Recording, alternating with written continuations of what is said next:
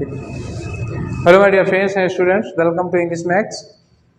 आजकल हम लोग टेंस पर काम कर रहे हैं और टेंस पे आज ये दूसरा लेक्चर है। कल मैंने बताया था आप लोगों को कि टेंस में गलतियां कैसे हो जाती हैं। सिंपल अगर किसी सेंटेंस में किसी टेंस में कोई सेंटेंस लिखा होता है तो उसमें कोई गलती नहीं होती। जब उसके साथ कोई कंजंक्शन लगा के सेंटेंस आ जाता है या कोई प्रीपोजिशन लग के कोई टाइम आ जाती है या कोई एडवर्ब लग जाता है टाइम का, तो वो टेंस गलत हो जाता है। तो वो कौन कौन सी कंडीशन है जो हम टेंस गलत हो जाता है हमारा, तो देख लेते हैं एक एक टेंस की। किस टेंस की क्या शर्तें हैं, किस कंडीशन में कौन सा टेंस लगता है, आपके एग्जाम के पॉइंट ऑफ व्यू से वही चीज ठीक है। तो चलो स्टार्ट करते हैं। Correct use of present indefinite. आज का जो हमारा टॉपिक है वो क्या है? Present indefinite. यहीं से शुरू करें। अगर मैं कंटिन्यूअस से शुरू करता या पास्ट से शुरू करता तो आप लोगों को लगता है कि ये सर कहाँ बीच से शुरू कर दिए। तो आपका दिमाग में बैठा है ना, पहला टेंस प्रेजेंट इंडेफिनिट होता है, तो वहीं से शुरू करूंगा जहां से आप अच्छा लगेगा, जहां से आप अच्छा सोचेंगे। हालांकि करेक्ट यूज के लिए कोई जरूरी नहीं होता हम इस क्रम का पालन करें, हम बीच से भी शुरू कर सकते हैं, पर आपकी सुविधा के लिए वहीं से शुरू कर रहे हैं। लेक्चर 2 प्रेजेंट इंडेफिनिट टेंस, और कब हम प्रेजेंट इंडेफिनिट का यूज करते हैं। तो इसके पहले हम लोग देख लेते हैं, एक झलक देख लेते हैं कि प्रेजेंट इंडेफिनिट सेंटेंस का स्ट्रक्चर क्या होता है, कैसा होता है। तो प्रेजेंट इंडेफिनिट में देखो दो स्ट्रक्चर होता है, एक अफर्मेटिव का और इंट्रोगेटिव नेगेटिव का होता है। तो जनरली होता क्या है कि जैसे हमारे पास कोई सिंगुलर सब्जेक्ट है, ठीक, सपोज करो कोई सिंगुलर सब्जेक्ट है। सिंगुलर सब्जेक्ट के साथ हम क्या यूज करते हैं? सिंगुलर सब्जेक्ट होगा तो, और अगर कोई प्लूरल सब्जेक्ट हुआ तो क्या यूज करते हैं? ये हुआ सिंगुलर सब्जेक्ट और प्लूरल सब्जेक्ट। तो सिंगुलर सब्जेक्ट के साथ हम यूज करते हैं सिंगुलर वर्ब, सिंगुलर वर्ब, ठीक। और प्लूरल सब्जेक्ट के साथ क्या यूज करते हैं? प्लूरल वर्ब, जाहिर सी बात है, ठीक। अब ये सिंगुलर वर्ब और प्लूरल क्या होती है, तो आप कहेंगे सब्जेक्ट वर्ब एग्रीमेंट में चले गए। वही सिंगुलर सब्जेक्ट के साथ सिंगुलर और प्लूरल के साथ प्लूरल। इस सिंगुलर और प्लूरल को एक्सप्लेन करते हैं इस तरह से। अब वो किस तरह से करेंगे देखना। सिंगुलर सब्जेक्ट अगर हुई तो सिंगुलर वर्ब का मतलब प्रेजेंट इंडेफिनिट में वर्ब को सिंगुलर कराना होगा तो हमें वर्ब में क्या लगाना पड़ता है? एस या ई एस लगाना पड़ता है, तो वर्ब सिंगुलर हो जाती है। और जब हम वर्ब की फर्स्ट फॉर्म लगा देते हैं तो वो क्या हो जाती है? वर्ब प्लूरल हो जाती है ऑटोमेटिक। वर्ब की फर्स्ट फॉर्म लगा रहे हो प्लूरल है, और वर्ब में एस ई एस लगा दे रहे हो तो वो सिंगुलर हो गई। या अगर ये नेगेटिव हो जाता है, सेंटेंस हमारा नेगेटिव हो जाएगा, तो हम इसके साथ क्या यूज करेंगे? इसके साथ हम डज नॉट यूज करें और तब वर्ब की क्या लगा देंगे? First form. अब वर्ब में एस ई एस नहीं लगेगा, जैसे डज नॉट गोज नहीं हो सकता, डज नॉट गो होगा। इतना भी बचकाना आपको बताने की जरूरत नहीं है। और डू नॉट के साथ आप क्या लगाएंगे? वर्ब की फर्स्ट फॉर्म लगाएंगे। तो ये प्रेजेंट इंडेफिनिट का जनरल स्ट्रक्चर होता है। कोई सेंटेंस सिंगुलर है, कोई सिंगुलर सब्जेक्ट है, सिंगुलर सब्जेक्ट के साथ हम वर्ब में क्या यूज करते हैं? एस या ई एस लगा देते हैं या डज लगा देते हैं, तो वर्ब की फर्स्ट फॉर्म लगा देते हैं। प्लूरल सब्जेक्ट के साथ वर्ब की फर्स्ट फॉर्म बिना किसी हेल्पिंग वर्ब के, या फिर डोंट के साथ वर्ब की फर्स्ट फॉर्म लगा देते हैं। ये स्ट्रक्चर हो गया हमारा सिंगुलर सेंटेंस प्रेजेंट इंडेफिनिट का, ठीक है। अब इसके बाद हम लोग आगे बढ़ते हैं कि प्रेजेंट इंडेफिनिट यूज कब करते हैं। ये तो स्ट्रक्चर हुआ, कब यूज करते हैं और क्या गलतियां होती हैं इसके यूज में, अब आ जाओ।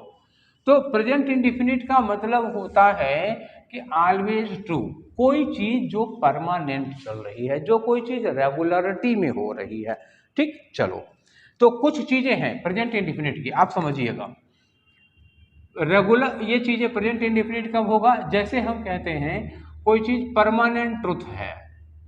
क्या है? Permanent truth. परमानेंट ट्रुथ का मतलब आप इसको यूनिवर्सल ट्रुथ भी कह सकते हो, आपकी मर्जी, हम क्यों। परमानेंट ट्रुथ को या उसको आप कहो यूनिवर्सल ट्रुथ। जैसे पृथ्वी सूर्य के चारों ओर घूमती है, ये परमानेंट ट्रुथ है, यूनिवर्सल ट्रुथ है। ये कभी गलत नहीं होता, कभी बदलता नहीं। वो चीजें जो जब से ब्रह्मांड की रचना हुई तब से जैसी हैं ऐसी ही चली आ रही हैं, उनमें कोई चेंज ही नहीं होता। तो वो चीजें क्या होती हैं? परमानेंट ट्रुथ या यूनिवर्सल ट्रुथ, या इसी को दूसरे वर्ड में कहना चाहो तो ऑलवेज ट्रू। किताबों में अलग अलग नाम से है, किसी ने कहा ऑलवेज ट्रू, किसी ने कहा यूनिवर्सल ट्रुथ, किसी ने कहा परमानेंट ट्रुथ। मैंने तीनों कह दिया, आप जिस तरह से समझ पाए समझिए। ठीक है, दूसरी बात, इसी को कहते हैं रेगुलर एक्शन। क्या कहते हैं? Regular action.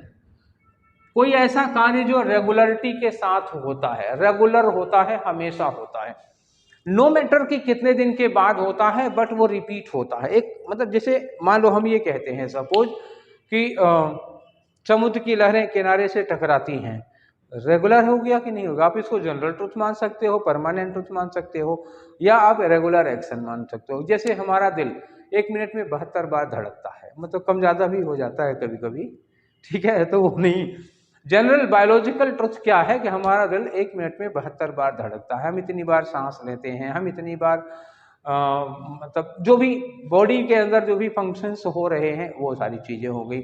नेचर में तमाम सारी चीज़ें हो गई, जैसे कि तो 1 दिन में 24 घंटे होते हैं, तो हमेशा होते आ रहे हैं ना, कोई आज की बात तो है नहीं। ठीक है, जब प्लेनेट जो है वो स्टार के चारों ओर चक्कर लगाते हैं, सैटेलाइट जो है वो प्लैनेट्स के चारों ओर चक्कर लगाते हैं, तो इस तरह की तमाम चीज़ें मतलब आती हैं। अच्छा, रेगुलर एक्शन हो गया, रेगुलर। अभी इसके भीतर चलेंगे हम लोग, इसके अंदर चलेंगे कि इसके अंदर क्या क्या चीज़ें आएंगी। रेगुलर एक्शन पहले मोटा मोटा तौर पे समझ लो। रेगुलर एक्शन के बाद तीसरी चीज़ जो इसमें शामिल हो सकती है वो क्या होती है? जैसे रूल्स होते हैं, ठीक है, जो रूल्स होते हैं वो इसी कैटेगरी में आ जाते हैं।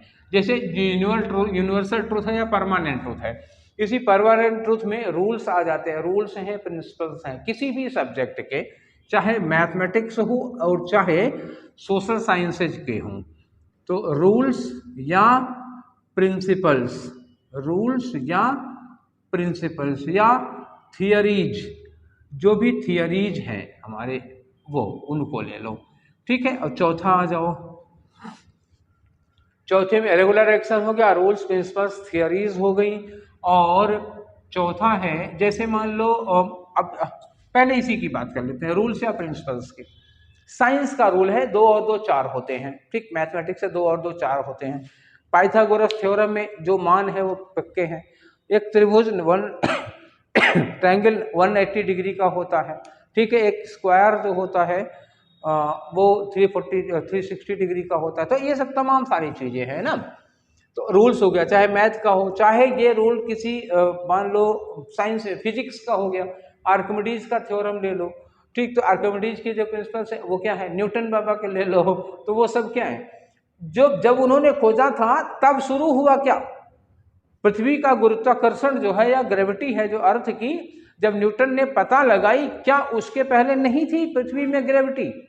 पता इन्होंने बाद में लगाया। ग्रेविटी तो उसमें तब से है जब से ब्रह्मांड की रचना हुई, जब से अर्थ बनी है तब से उसमें ग्रेविटी है। न्यूटन के पता लगाने के बाद थोड़े आई है, न्यूटन ने पता लगाया था उसका। तो ये सारी चीजें सृष्टि, ये मतलब क्रिएशन, यूनिवर्स के क्रिएशन के समय से हैं। तो जो यूनिवर्सल थियरीज हैं, प्रिंसिपल्स हैं, वो कभी बदलेंगे क्या? आर्किमिडीज की थ्योरी का कभी बदलेगी? आप उसमें इनोवेशन, इंप्रूवमेंट ला सकते हैं, बदलने वाली नहीं है इस तरह से। या आप इकोनॉमिक्स में आ जाओ, ठीक, इकोनॉमिक्स में आ जाओ। जैसे माल्थस कहते हैं कि जैसे जैसे इनकम बढ़ती है, नेसेसिटीज पर पैसे खर्च का रेशियो घटता जाता है, ये हो गया। जैसे कोई ये कहता है कि गरीबी और बेरोजगारी में एक रिलेशन होता है, तो ये सारी चीजें होती हैं। तो इकोनॉमिक्स ले लो, सोशियोलॉजी ले सकते हो, इवन हिस्ट्री में भी है, हिस्ट्री में भी थ्योरी, ज्योग्राफी में भी थ्योरी। तो जो थ्योरीज होती हैं, जो प्रिंसिपल्स होते हैं, वो प्रेजेंट इंडेफिनिट में ही रहेंगे, क्योंकि वो बदलते नहीं हैं, कभी कभी नहीं बदलते हैं। ठीक है, थ्योरीज हो गई। अब आ जाओ दूसरी चीज में, जैसे नेचर है, किसी बर्ड या किसी भी क्रिएचर का या किसी भी मटेरियल का नेचर है। नेचर, आपसे लिख लो nature, nature of birds, nature of birds, अरे बर्ड्स, एनिमल्स या कोई भी क्रिएचर कर लो, ह्यूमन बीइंग भी रख लो भाई। Nature of birds, animals, insects, human भी रखो, काहे इनको छोड़ोगे? या आप यूं कह दो ना, कोई भी क्रिएचर हो, वायरस बैक्टीरिया तक जी, वायरस बैक्टीरिया का जो नेचर होता है उसको भी इंक्लूड कर सकते हो। तो जो बर्ड्स, एनिमल्स के नेचर, जैसे मछली पानी में रहती है तो क्या बदल जाएगा उसका? मछली पानी से बाहर निकल आएगी तो उसको मछली ही नहीं बोलोगे जी, पक्षी पेड़ पर घोंसला बनाते हैं, कुछ आसमान में उड़ते हैं, शेर शिकार करके खाता है, गाय घास खाती है, गाय मांस नहीं खाती है, या शेर घास नहीं खाता। ये तो उनका नेचर है ना। बदल लोगे? नहीं बदल पाओगे। तो जितने भी बर्ड्स हो, एनिमल्स हो, इंसेक्ट्स हो, इवन ह्यूमन के भी नेचर, बच्चे जैसे बच्चे कॉपी करते हैं, बच्चे को गाली दो वो भी तुम्हें गाली देगा, ये क्या होगा? उसका नेचर हो जाता है ना। तो ये चीज़ें बदलती नहीं है। तो जो नेचर किसी के स्वभाव से रिलेटेड होता है वो कभी बदलता नहीं, तो वो बदलेगा नहीं तो क्या होगा? परमानेंट। परमानेंट होगा, हमेशा होगा, तो प्रेजेंट इंडेफिनिट में होगा। और कोई चीज़ ले लो, प्रॉपर्टीज ऑफ मेटल्स। अब वो नेचर था, अब यहां करेंगे हम प्रॉपर्टीज। प्रॉपर्टीज ऑफ थिंग्स, जो थिंग्स हैं या सब्सटेंस हैं उनकी। थिंग्स में क्या करोगे? थिंग्स में मेटल, नॉन मेटल, कोई भी चीज, जैसे दूध की बात कर रहे हो, दूध 100 डिग्री सेल्सियस पर उबलने लगता है। आज की बात है कि हमेशा हमेशा की बात है? ठीक। पानी ढाल की ओर बहता है, आज की बात है कि हमेशा की बात है? इतने गर्म करने पर पानी भाप बन के उड़ने लगता है, आज की बात है क्या? गर्म करने पर लोहा फैलता है, आज की बात है क्या? हमेशा की बात है? तो इस तरह की तमाम चीजें हैं जो थिंग्स की प्रॉपर्टीज होती हैं। मेटल, नॉन मेटल, कोई कैसी भी चीज हो, केवल मेटल की ही थोड़े ना प्रॉपर्टी होती है, कोयले की भी प्रॉपर्टी होती है भाई। मेटल, हम मेंटल तो नहीं लिख दिए, हाँ दूसरे वाले मेंटल लिखने जा रहे थे। मेटल, नॉन मेटल, कोई भी हो, तो इनकी जो प्रॉपर्टी, इनके जो गुण होते हैं अगर आप बता रहे हैं तो वो सब, ये सेंटेंस प्रेजेंट इंडेफिनिट में ही होगा, बदल नहीं सकते हो इसको। और क्या चीज आ सकती है प्रेजेंट इंडेफिनिट में? प्रोवर्ब्स। प्रोवर्ब्स मतलब जैसे जो कहावतें वगैरह होती हैं वो आप नहीं बदल सकते हो। प्रोवर्ब्स हमेशा प्रेजेंट इंडेफिनिट में ही रहेंगी भाई। वो भी एक तरह की थ्योरी है, वो भी एक तरह का सिद्धांत है। जैसे हम जब कहते हैं कि चोर चोर मौसेरे भाई होते हैं, तो ये बदल जाएगा क्या? नहीं, ये कहावत है जी। ईमानदारी सबसे अच्छी नीति, honesty is the best policy. बदल लोगे क्या? नहीं बदल सकते हो। बैडमैन क्वेरल्स विद टूल, नाच न जाने आंगन टेढ़ा। तो बैडमैन क्वेरल्स विद टूल, देखो क्वेरल, क्वेरल में एस लगा कि नहीं होगा? बैडमैन क्वेरल्स विद टूल्स, नाच न जाने आंगन टेढ़ा, कभी नहीं बदल सकता, यूनिवर्सल ट्रूथ हो जाता है। या birds of a feather flock together, तो birds of a feather flock together मतलब क्या हुआ कि मतलब वही क्या कहते हैं, birds of feather flock together, Hindi में क्या कहेंगे इसको? चोर चोर मौसेरे भाई वाली बात यहाँ फिर आ गई। तो birds of a feather, birds हो गया, birds of a feather flock together, flock को अब तुम सोचो फ्लॉक्ड कर दे, इज फ्लॉकिंग कर दे, नहीं हो सकता, एक साथ रहते हैं। तो इसका टेंस नहीं बदल सकते हो, क्यों? क्योंकि यूनिवर्सल ट्रूथ है। प्रॉवर्ब है एक, प्रॉवर्ब आप बदल लोगे? बिल्कुल नहीं बदल सकते हो। तो ऐसी चीजें, प्रॉवर्ब्स हमेशा प्रेजेंट इंडेफिनिट में रहेंगी, कभी ये इनका टेंस नहीं बदलता। ना कंटिन्यूअस होगा, ना परफेक्ट होगा, कुछ नहीं होगा, केवल इंडेफिनिट होगा। ठीक है, तो ये हो गई।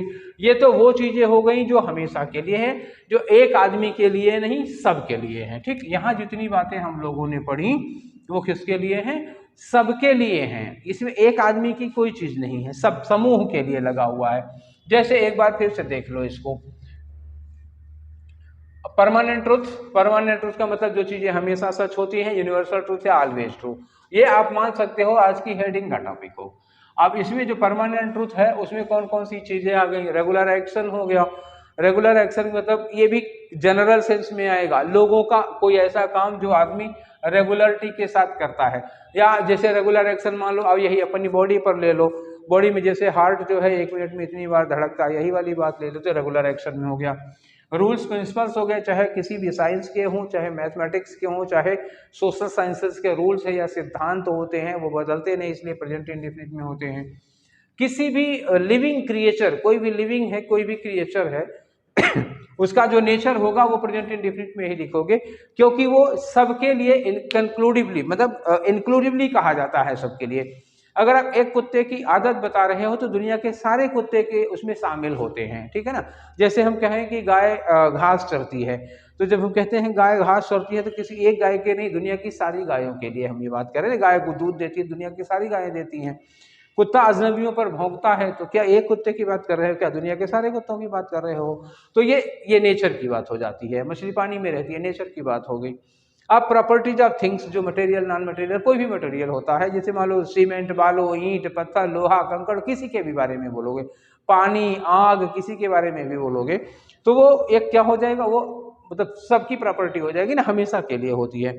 अच्छा, प्रोवर्ब्स की बात करो तो जितनी भी कहावतें होती हैं, मतलब लोकोक्तियाँ होती हैं, कहावतें नहीं है, लोकोक्तियाँ हैं, ये भी प्रेजेंट इंडेफिनिट में ही होगी क्योंकि ये भी ऑलवेज ट्रू होती हैं। ठीक है, अब इसमें कुछ चीज़ें और बढ़ा दो, कल्चरल चीज़ें जितनी भी होती हैं, जो हमारे कल्चर से रिलेटेड चीज़ें होती है, इसी यूनिवर्सल ट्रूथ में चल रहा हूँ।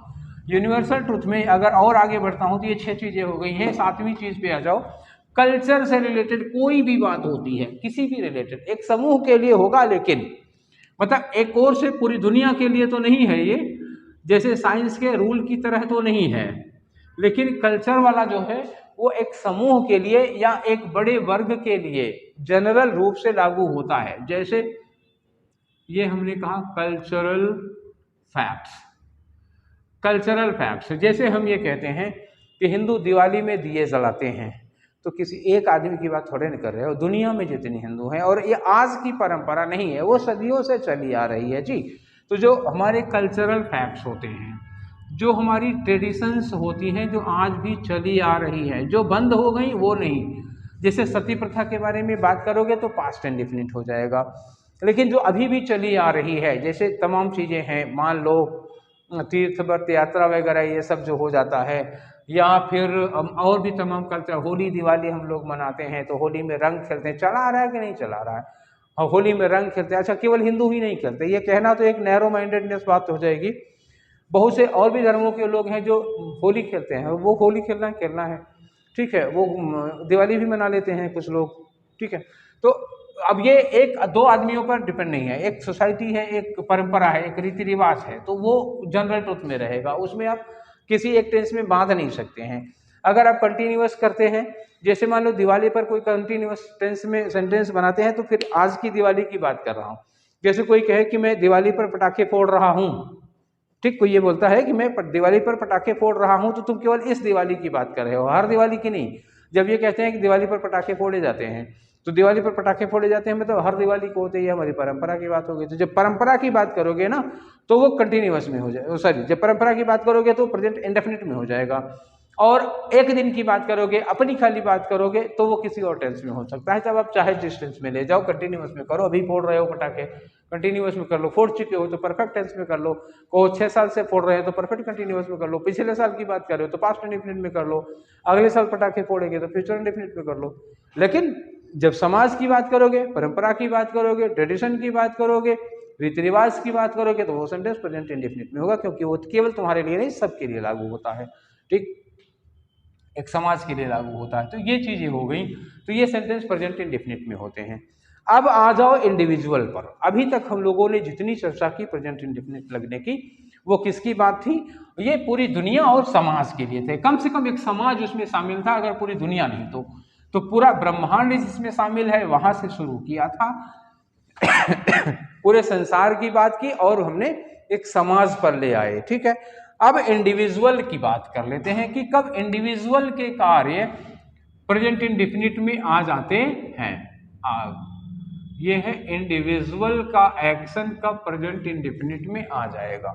तो इंडिविजुअल की अगर हैबिट है, और वो हैबिट जो आज भी है, छूटी नहीं है, आज भी चली आ रही है जो हैबिट, वो तो हैबिट है, ठीक। और किसी की रूटीन, हैबिट और रूटीन चाहो तो एक साथ लगा सकते हो, तो हैबिट है, रूटीन है।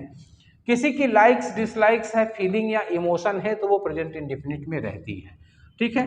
फीलिंग या इमोशन, इसके जो वर्ड होते हैं ये भी प्रेजेंट इंडेफिनिट में ही रहते हैं। अच्छा, जब कंटिन्यूअस पढ़ाएंगे तो फीलिंग और इमोशन पे थोड़ा और डिटेल में चलेंगे। हैबिट, जैसे मान लो ये कहते कि कोई लड़का है, ठीक, कोई लड़का है सुबह 4 बजे उठ जाता है, ठीक, तो ये क्या हो गई, उसकी हैबिट हो गई। आप हैबिट कहो या रूटीन कहो जी, करीब हैबिट रूटीन में खास फर्क नहीं है, ठीक। कोई लड़का सुबह 4 बजे उठ जाता है, तो कौन सा टेंस होगा, प्रेजेंट में। रोज की आदत है कि नहीं है उसकी, सुबह 4 बजे उठ जाता है, रोज की आदत है। कहे वो शाम को 4 बजे खेलने जाता है, वो ये भी देखो रोज की बात हो गई, तो रोज रोज की बात हो गई। जैसे हम ये कहते हैं कि मैं मंगलवार को मंदिर जाता हूँ, ठीक, मैं मंगलवार को मंदिर जाता हूँ, ये मेरी रूटीन हो गई, ये मेरी आदत हो गई, मेरा रूटीन है मंगलवार को मंदिर जाना, ठीक है। किसी को मान लो निगेटिव है, तो कोई कहते हैं कोई जाड़े में नहीं नहाता है, ये उसकी आदत हो गई, ठीक, वो जाड़े में नहीं नहाता है। या मैं कहें कि वो गर्मी में 3 बार नहाता है, ये भी उसकी आदत हो गई। दिन में 2 बार शर्ट बदलता है, वो उसकी आदत हो गई। कोई दिन में 3 बार चाय पीता है, वो उसकी आदत हो गई। तो ये सब हर किसी की अपनी अपनी आदत है भाई ना। तो ये जो किसी की रूटीन और किसी की हैबिट से रिलेटेड सेंटेंस हो जाते हैं, फीलिंग या इमोशन के सेंटेंस हो जाते हैं, तो ये किस में रहेंगे, ये प्रेजेंट इंडेफिनिट में रहेंगे, इनका टेंस नहीं बदलना है, ठीक है। इस तरह की चीजें हो जाएंगी। इंडिविजुअल में आ जाएगा। इंडिविजुअल के अलावा और कुछ चीजें हैं, देखो अभी ये खत्म नहीं हुआ। इंडिविजुअल के अलावा एक दो चीजें और है जो प्रेजेंट इंडेफिनिट में होती हैं, ध्यान रखने वाली बात है।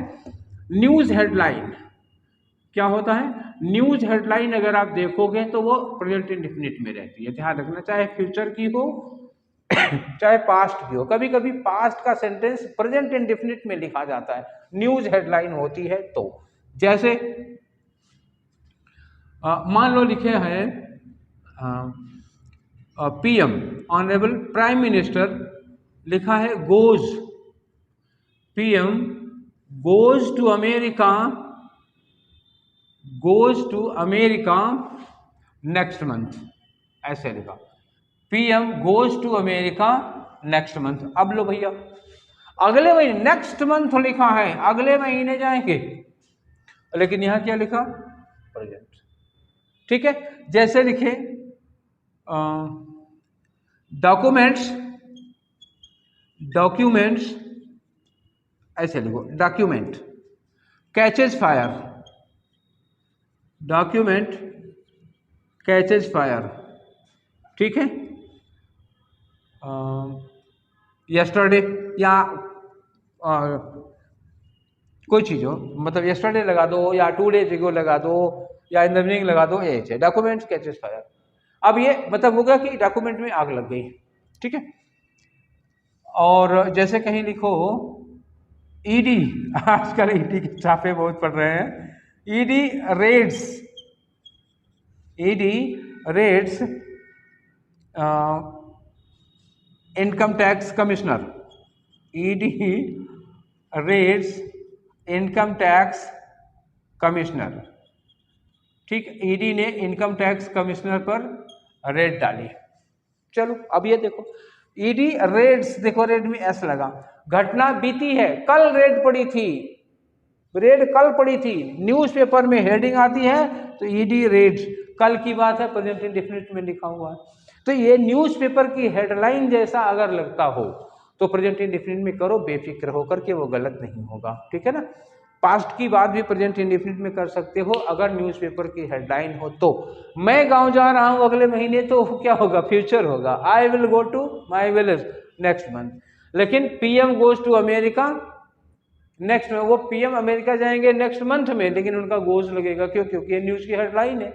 हम जाएंगे तो कौन सी न्यूज की हेडलाइन है जी, तो ये प्रेजेंट इंडेफिनिट में हमारा वाला नहीं होगा, उनका हो जाएगा, ठीक है। कल कोई घटना घटी, कल की घटना है, उसको न्यूज हेडलाइन में जगह मिलेगी ना तो प्रेजेंट इंडेफिनिट में लिखा जाता है, तो एक न्यूज हेडलाइन होती है, ये भी प्रेजेंट इंडेफिनिट में आ जाती है, ठीक है। तो इस तरह की कई सारी चीजें हैं जो हम लोग प्रेजेंट इंडेफिनिट में रखते हैं, ठीक है। प्रेजेंट इंडेफिनिट में रखने के लिए कुछ और चीजें हैं, जैसे कुछ एडवर्ब्स हैं जिनको हमने कहा था कि जैसे और सारे सेंटेंसेस में मैंने बताया था कल वाले लेक्चर में कि कुछ एडवर्ब आ जाएंगे तो सेंटेंस फिक्स हो जाता है, टेंस फिक्स हो जाता है।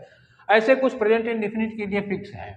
तो प्रेजेंट इंडेफिनिट के लिए क्या यूज करोगे, जैसे मान लो कहीं लिखा हो एवरी, एवरी के साथ कोई टाइम यूज कर दो, जैसे लिखा हो एवरी डे, एवरी, मान लो एवरी ईयर से शुरू करो, एवरी ईयर, एवरी ईयर का मतलब ये काम हर साल होता है, तो एवरी ईयर लगा दोगे तो हर साल होगा, हर साल होगा तो इसका मतलब रिपीटेड एक्शन है, रिपीटेड एक्शन है तो रूटीन या हैबिट में आ जाएगा, प्रेजेंट इंडेफिनिट हो जाएगा। तो एवरी के साथ टाइम लगाओगे तो क्या लगाओगे, जैसे एवरी ईयर लिख दिया, एवरी मंथ कह दिया, या एवरी वीक कह दिया, या एवरी डे कह दिया, या एवरी मॉर्निंग या एवरी इवनिंग कह दिया, ठीक है, ऐसे एक्सेट्रा कर दो, ठीक है। जैसे हम कहें कि वो हर सुबह मुझसे मिलने आता है, तो he comes to meet me every morning, हर रात, हर दिन, तो जहां लग गया एवरी, वो प्रेजेंट इंडेफिनिट, रिपीटेड एक्शन हो जाएगा ना, ये काम बार बार होता है, हमेशा होता है, तो ऐसे लग जाएगा, एवरी के साथ लगा, एवरी हो गया, ईच हो गया, ईच के साथ भी यही चीज लग जाएगी, एवरी ईच एक साथ में लिख लो, हालांकि एवरी ही ज्यादा यूज हो जाता है, ठीक है, एवरी ईच लगा दो।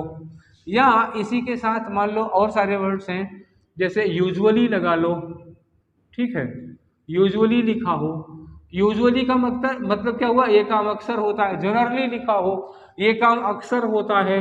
मोस्टली करोगे तो ये काम अक्सर होता है, ठीक है। और फ्रिक्वेंटली करोगे ये काम भी अक्सर होता है। Usually, generally, mostly, frequently, occasionally, ऐसे करो। ओकेजन ये भी अक्सर मतलब हर उस मौके मौके होता है, ठीक है, एटसेट्रा। ऐसे कुछ एडवर्ब हैं, एडवर्ब ऑफ फ्रीक्वेंसी। कौन से? Adverb of frequency. जो एडवर्ब ऑफ फ्रीक्वेंसी हैं आप इनके साथ प्रेजेंट इंडेफिनिट यूज करेंगे, ठीक है। अक्सर जिसमें आ जाता है ना, इस तरह के सेंस वाले जो अक्सर वाले होते हैं उनके साथ बेहिचक आप प्रेजेंट इंडेफिनिट टेंस लगाइए, गारंटी मेरी है, ठीक है। ये इतनी बात हो गई। इसके आगे अब मैं आप लोगों को 1 2 3 सेंटेंस देता हूं, ठीक है। तो वो सेंटेंस लगा के यहां देखते हैं। जैसे मान लो हम एक सेंटेंस लिखते हैं इस तरह का, यूनिवर्सल ट्रूथ नहीं लिखूंगा, वो तो आप पकड़ लेंगे। जैसे मैंने लिखा कि I have come to know, I have come to know, मतलब मुझे ये बात पता चली है। I have come to know that he is going to college, he is going to college every day, he is going to college every day। मुझे पता चला है कि वो हर दिन कॉलेज जा रहा है। अब सोचो, अब ऐसे पढ़ेंगे ना तो आपको अच्छा लगेगा। I have come to know that he is going to college every day, मुझे पता चला कि वो हर दिन कॉलेज जा रहा है। सुनने में तो अच्छा लग रहा है, बढ़िया लग रहा है, कितना अच्छा सेंटेंस लग रहा है। कोई गलती है क्या? बिल्कुल गलती नहीं है। लेकिन गलती क्या हो गई, अब एवरी डे लगाए हो, एवरी डे लगाए हो इसका मतलब रोज जाता है। अब रोज जाता है तो आदत की बात हुई ना, उसके रूटीन में आ गया है। अब इज गोइंग लगाओगे तो इस समय क्या हो गया, वो कॉलेज जा रहा है तो मतलब इस समय जा रहा है। और रोज जाता है तो ये नहीं होगा ना, रोज जाता है तो क्या करोगे आप, रोज जाता है तो यहाँ कर दो गोज, ठीक। कहाँ से पता चला, एवरी डे लगा है तो वो गोज हो जाएगा। आदत, ये आया रूटीन में सेंटेंस आया। बात समझ में आ गई। तो ऐसे ही होता है, जो मतलब प्रेजेंट इंडेफिनिट की आपको एरर पकड़नी है वो ऐसे सेंटेंस में पकड़नी है। बात समझ गए। ये देखने में लगेगा बड़ा अच्छा, सुनने में लगेगा बड़ा अच्छा, प्रेजेंट परफेक्ट में लगा दो और उसके साथ एवरीडे लगा दो, गलत हो जाएगा जी। प्रेजेंट परफेक्ट का मतलब काम हो गया, और एवरीडे लगाने का मतलब रोज होता है। एवरी मंडे, एवरी ट्यूसडे लगा दो। जैसे मान लो हम एक सेंटेंस ऐसे लगाते हैं, इसी को चलो इसी को मिटा के बनाते हैं ना, दूसरा सेंटेंस एक और दे देते हैं आपको, परफेक्ट टेंस का यूज करके दे देते हैं। देखिए कैसे गलती पकड़ते हैं। सपोज कहीं सेंटेंस लिखा है कि माय आंट हैज गॉन, ठीक है, has gone to temple, my aunt has gone to temple every Tuesday, every Tuesday ऐसे लिखा, ठीक है। और अब ये सेंटेंस है, एवरी ट्यूसडे का मतलब ऐसा हर मंगलवार को होता है, ऐसा हर मंगलवार को होता है। अब एवरी ट्यूसडे हर मंगलवार होने का मतलब क्या हो गया, रिपीटेड, ये काम बार बार रिपीट होता है हमेशा, हर बार, हफ्ते में एक बार ही सही लेकिन रिपीट होता है। अच्छा, हैज गॉन का मतलब हो चुका, खत्म हो गया काम। हैज गॉन का मतलब खत्म हो गया, एक बार हुआ। तो ये हैज गॉन एक बार के लिए लगता है और एवरी ट्यूसडे बार बार के लिए कह रहा है, तो विरोध हो रहा है। ये एक बार वो बार बार कैसे काम चलेगा भाई। तो इसका मतलब हुआ, एवरी डे लगाने का मतलब हुआ कि हैज गॉन एक बार नहीं, ये बार बार होगा, बार बार होगा। तो यहाँ क्या लगाओगे, गोज लगाओगे। अब समझ में आया प्रेजेंट इंडेफिनिट कैसे लगाना है। अब इतनी जो मैंने कहानी सुनाई उसका मतलब समझ में आया ना, क्या होगा कैसे होगा। तो इस तरह से गलतियां होती हैं, इस तरह से प्रेजेंट इंडेफिनिट आपको बचाना है। और कुछ वर्ड्स मैंने जो लिखे हैं ध्यान रखना, ये खास तौर से पकड़ के रखना। इतने ही नहीं है, इससे ज़्यादा भी हैं। बस वो सेंटेंस का वो एडवर्ब पकड़ के देखना कि ये मतलब ये रिपीटिशन तो नहीं दिखा रहा, ये रेगुलरिटी तो नहीं दिखा रहा। अगर वो एडवर्ब रेगुलरिटी वाला है, रेगुलरिटी वाला है, जो मैंने लिखा है इसके अलावा भी हो सकते हैं। जैसे ऑफन, ऑफन मैंने लिखा है, ऑफन लगा दो, ऑफन के साथ भी यही यूज करोगे। समटाइम्स के साथ, एट टाइम्स के साथ, इनके साथ भी लगोगे। सेल्डम वेल्डम के साथ भी ये सब लग जाता है, क्योंकि वो भी फ्रिक्वेंसी के लिए लगते हैं, ठीक है। तो बस ध्यान रखना कि अगर आपका एडवर्ब फ्रीक्वेंसी शो कर रहा हो, रिपीटेड एक्शन शो कर रहा हो, रूटीन शो कर रहा हो, हैबिट शो कर रहा हो, तो इसका मतलब हुआ कि आप उस सेंटेंस को प्रेजेंट इंडेफिनिट में रखोगे, क्योंकि रिपीट होने वाला सेंटेंस कभी किसी और टेंस में नहीं हो सकता। ठीक है, इतनी बात क्लियर हो गई। तो ये था हमारा प्रेजेंट इंडेफिनिट, क्या होता है, कब प्रेजेंट इंडेफिनिट लगाते हैं, कैसे प्रेजेंट इंडेफिनिट का सेंटेंस गलत हो सकता है, कैसे उसको सही करोगे, ये सारा डिस्कशन था। आई थिंक कि मैंने डिटेल में कर दिया है, कोई चीज़ छूटी नहीं है। ठीक है, तो अगर समझने में कोई प्रॉब्लम हो तो बताइएगा, और अच्छा लगा तो फिर आगे बढ़ाइएगा। फिर कल मिलेंगे नेक्स्ट सेशन में, मतलब और किसी टेंस के साथ कंटिन्यूस ही ले सकते हैं या कोई और टेंस ले सकते हैं। ठीक है, तो फिर मिलेंगे कल नेक्स्ट सेशन में। Till then take care, thank you.